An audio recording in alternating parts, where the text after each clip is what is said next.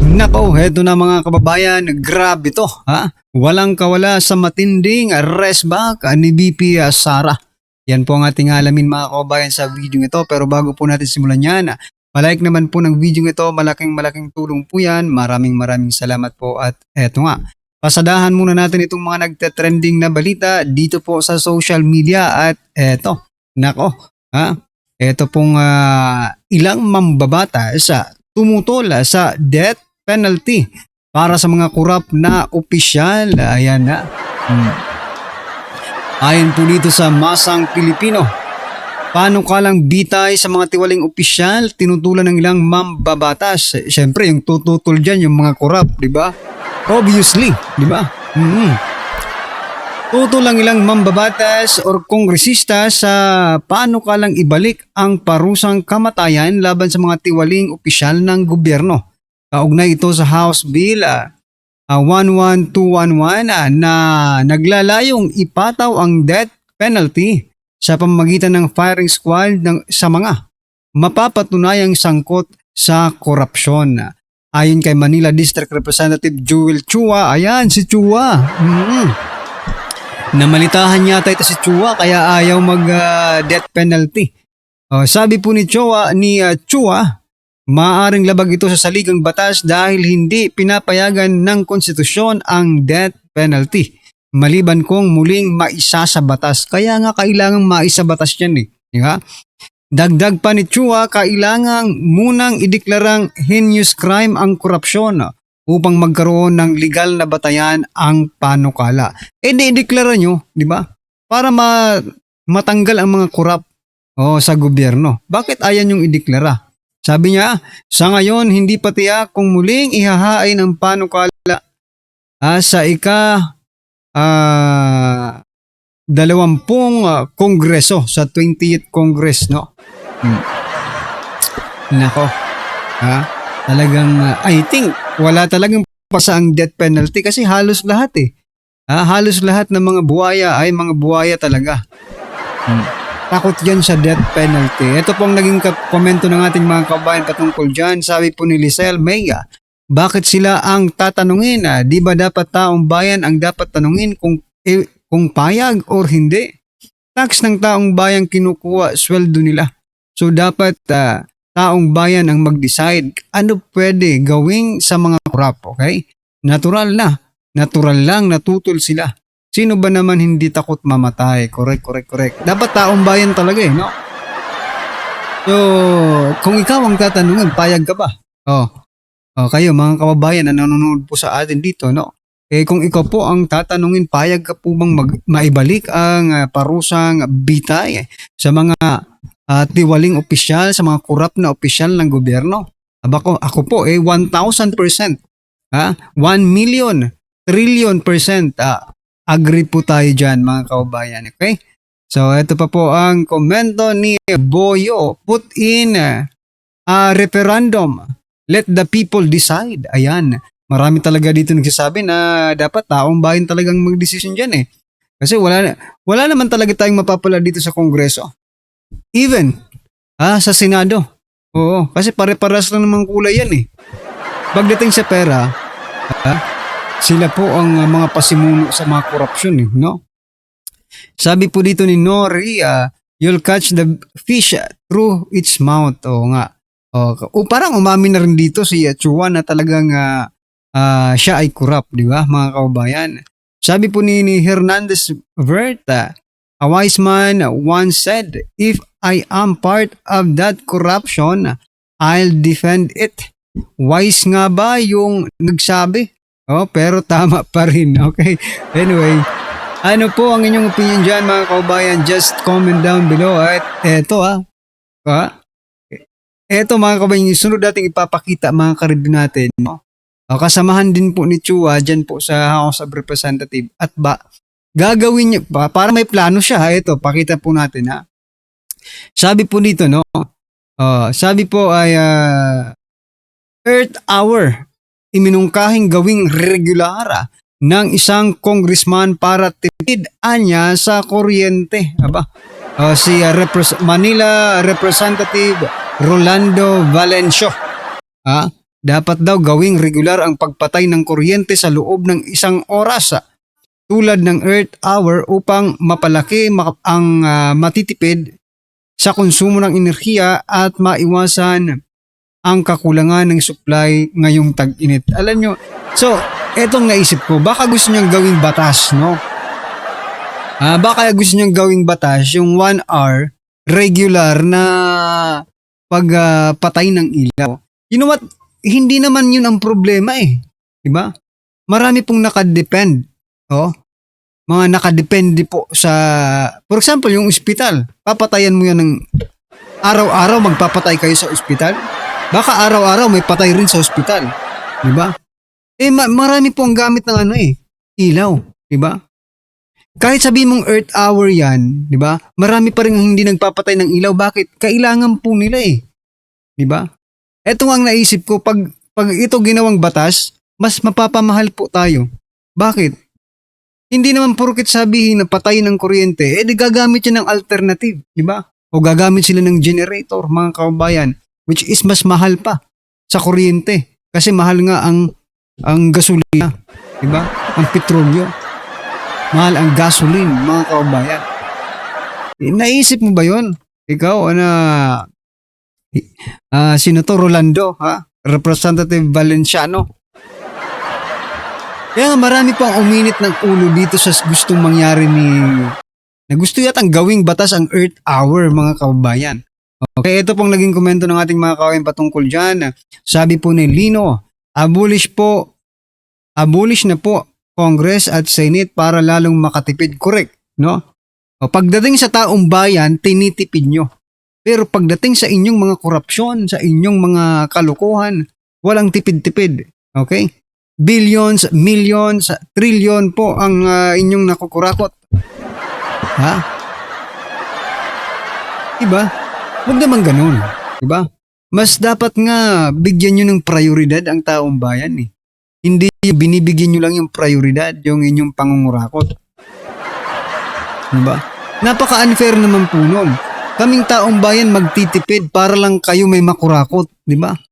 Magtitipid kami, sige, patayin natin yung ilaw para makasave tayo. Para yung nasave natin, kurakutin lang nila. Hay nako.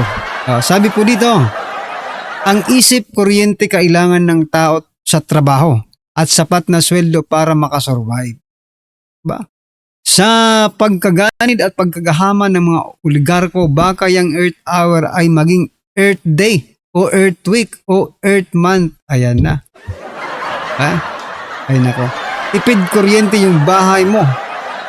Pre, puro aircon. Totoo, di ba? Kayong mga hinayo pa kayo, nagsasuggest kayo na magtipid ng kuryente, pero yung mga bahay ninyo, ang dami nyong bahay. Ang dami nyo kasing asawa. Di ba?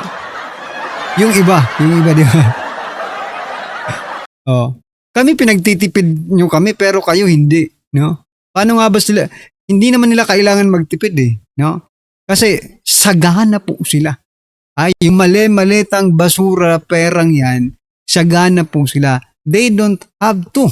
Hindi na nila kailangan na budget pa. No. Sige, yan. Tapon lang ng mga pera ninyo. Hindi naman kasi sa inyo. Pera ng taong bayan yan, kaya ganyan kayo kung umasta. Ay, nako. Anyway, ano po ang inyong opinion dyan, mga karibin natin? Just comment down below. At eto, pasadahan na po natin yung video. Pasok. Alam niyo po, may nabanggit si BP Sara na meron ako napanood na video niya at sabi niya, ang isa daw sa katangian ng isang addict, ng isang gumagamit, yung pag sinita mo siya doon sa kanyang maling ginagawa, imbis na ibabalik niya, ililipat niya sa iba, ang sisilipin niya yung iba. Hindi niyo ba napapansin? Ganyan ang gawain ng gobyerno.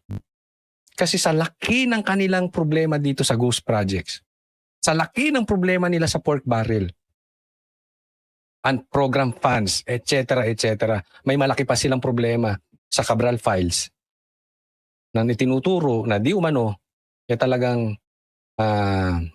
paglulustay o pagnanakaw ng pera ng kaban ng tao, ng bayan. pinapasa nila. Pakinggan niyo po to. Yang mga ganyang argumento ay argumento ng mga Rabi DDS supporters. Ayan, argumento raw to ng DDS. Ang alin? Anong argumento po? Ano ba to? Si Tonyo ba to? Si Tonyo? Tinyo. No, na ginagamit ang flood control issue para bilang panangga o pantabing pandepensa sa Vice Presidente. No, so, ibig ba sabihin na totoo, no? Wala pang malaking isda na talagang nadidiin at nakakasuhan, nahuhuli, nakukulong dito sa flood control issue. Ibig ba sabihin hindi na dapat kalimutan na lahat ng mga issue ng corruption? Okay. Ang tanong nga dito mga karibin natin, no? Nagsasalita ba kayo? No? Nag-imbestiga ba kayo? Hindi ibig sabihin na may impeachment din ay hindi na kayo mag-iimbestiga dito sa flood control. 'Di ba? Ibabalik lang natin kay Tinyo yung kanyang argumento, 'di ba? Sabi niya, hindi porket may investigasyon sa flood control, titigil na po yung impeachment. Ngayon, baliktarin din po natin. Hindi porket may impeachment, wala na tayong maririnig na investigasyon dito po sa flood control scam na ito. Which is yung po ang nangyayari. Okay? Yun po ang nangyayari Huwag po tayong magpaloko dito sa taong ito. Binabaliktad niya no? Binabaliktad niya po yung katotohanan. No? Sinasabi niya, ito daw argumento ng DDS, ginagamit itong flood control issue, itong flood control scandal, itong ghost projects na nakawan sa gobyerno para makaligtas si BP Sara doon sa kanyang confidential funds na 150 million.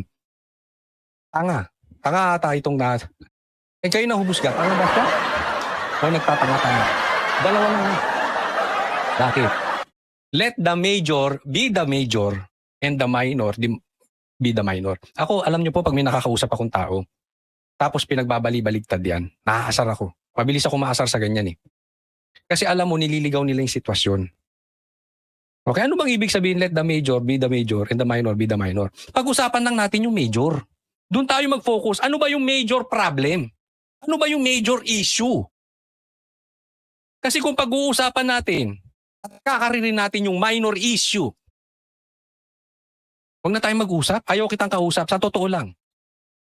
Kasi ako yung taong I hate drama. I hate toxic people.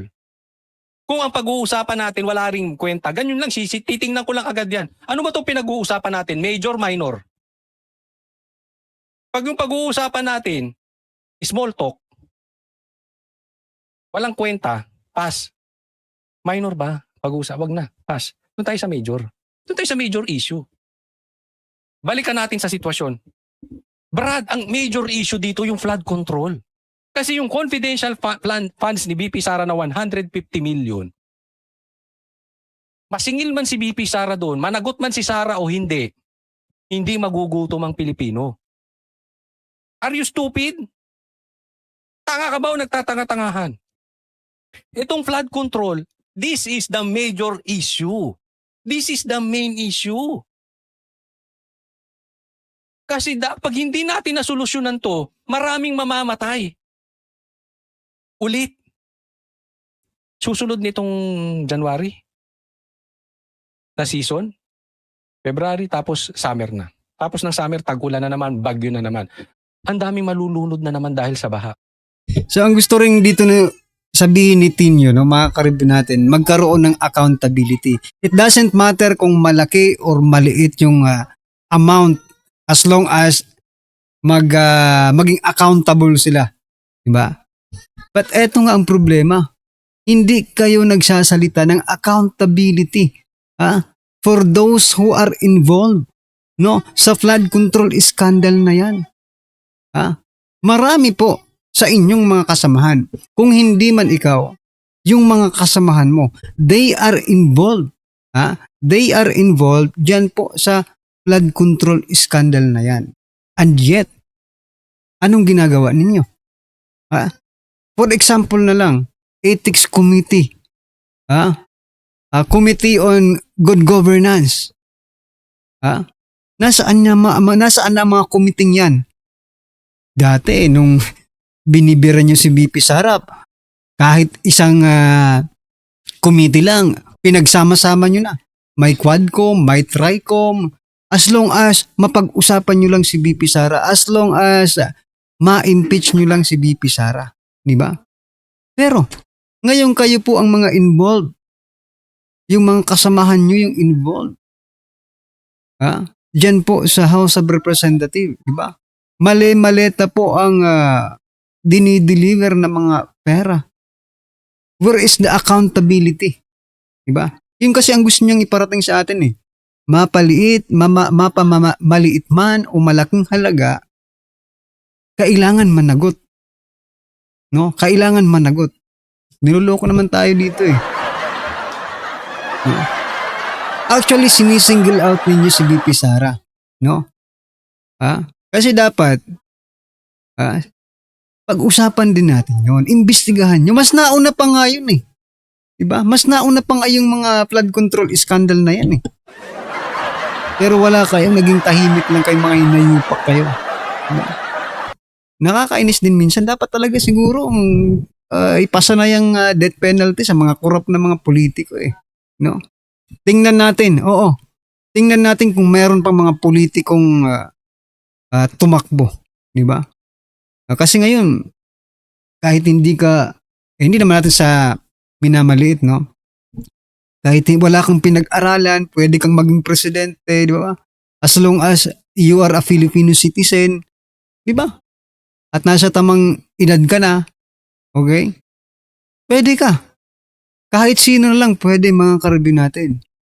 Kasi nga, the purpose is not to help the Filipino people. The purpose is to corrupt. Di ba? The purpose is to corrupt yung kaban ng bayan. Ay nako. Whether we like it or not, that is what happening today in the Philippines, mga kababayan. Alright? Ano man po ang inyong opinion, reaction dyan, mga karibin natin, just comment down below. At syempre, huwag pong kalimutang i-like ang video ito. Malaking tulong po yan. Maraming salamat po.